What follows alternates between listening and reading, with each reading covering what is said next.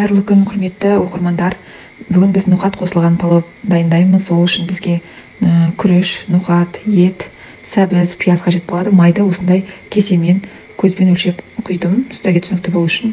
Одан кейін етімізді жақсылап қызартып қуырып алатын боламыз. Егер етімізді жақсылап қызартып болсақ, палауымыз әдемі шығады.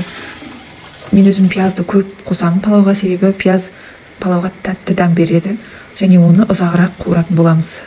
Біраз уақыт қуырып, қызарғанша қуыратын боламыз. Сонда палауымыз сап-сары әдемі болып піседі.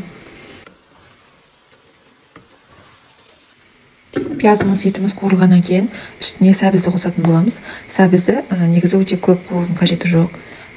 Осы жерде сәбізден кейін ноқатымызды қосамыз. Ноқатты мен бір күн бұрын суға жібітіп қойған болатынмын. Немесе сіз сол күні палау пісіретін болсаңыз, оны бөлек ыдыста 2-3 сағат қайнатып алсаңыз болады.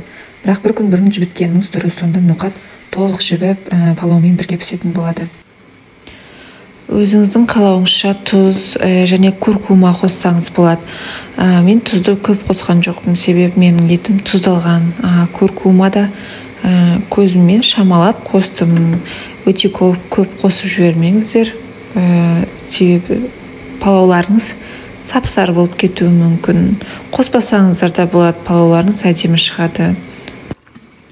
Одан кейін үстіне қайнаған су құйып, бұқтырып қайнатып аламыз 15-20 минутта, етіңіздің піскеніне қарай. Негізі мен бұл жерде ноқат менде пісіп тұр, сондықтан қорықпай ұзақ қайнатпаймын. Егер де ноқатыңыз және етіңіз қаттылау болса, қайната тұрасыз. Және газдың көзі кішкентай жағына қойып қоясыз.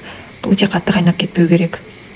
Ал енді күрішін салатын кезде астын қаттырақ шығарып, қаттырақ қайнатамыз. Себебі күріш қатты отта суды өзіне тартуы қажет. Қазанның бетін жаппаймыз. Күріш қашан өзі суды тартқанша астын қаттырақ қойып қайнатып аламыз. Одан кейін күріш суды тартқаннан кейін барып араластыратын боламыз. Араластырып, астын төмен отта бетін қақпағын жауып бұқтырамыз. Өте төмен отта пісіретін боламыз. Сонда өз буына күріш пісетін болады. Күріштеріңіз жабыспай және суы көп, езіліп кетпей әдемі болып осылай шығады. Барлықтарыңызға ас болсын. Менің каналыма тіркеліп кетіңіздер.